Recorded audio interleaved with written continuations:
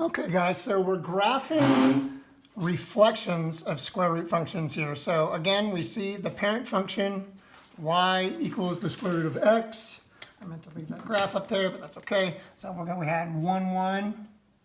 We had 4, 2. So 1, 3, 4, 1, 2.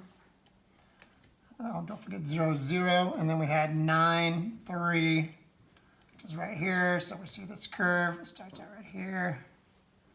Still increasing, but at a decreasing rate.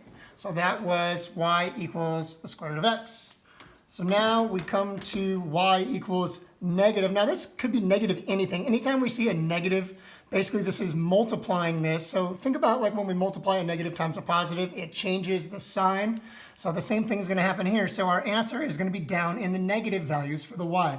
So let's go ahead and mark some of these negative y values. So this is negative 1, negative 2, negative 3.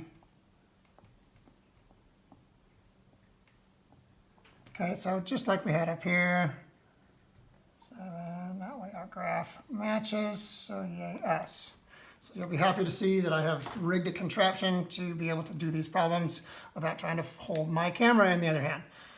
Okay, so there's a couple ways we can do this. We can do this the long way, which is just finding values for x and substituting them in and then multiplying it out, or we can understand what's happening here. So this is sort of like a dilation, except for it's a negative, so it's going to be a dilation and a reflection.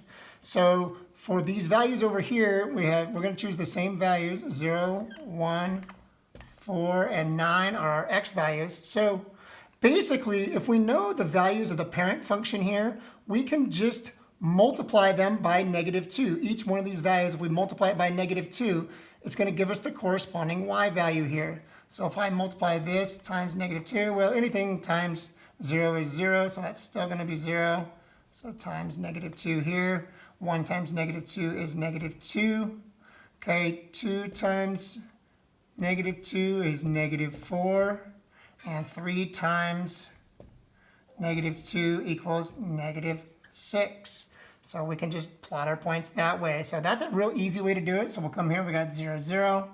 We've got 1, negative 2. We've got 4, 1, 2, 3, 4, negative 4. Okay, and then we've got 9, negative 6. So we're going to kind of take a guess here that that's right there. This isn't a really good grid, but we do the best that we can with the tools that we got. So then we'll go ahead and graph this curve. Okay, we're going to assume that it's going to kind of keep following that trajectory as it's getting more negative, but at a slower rate.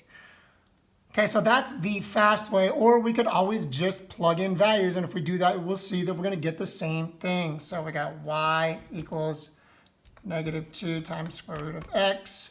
Y equals negative 2 times the square root of 0.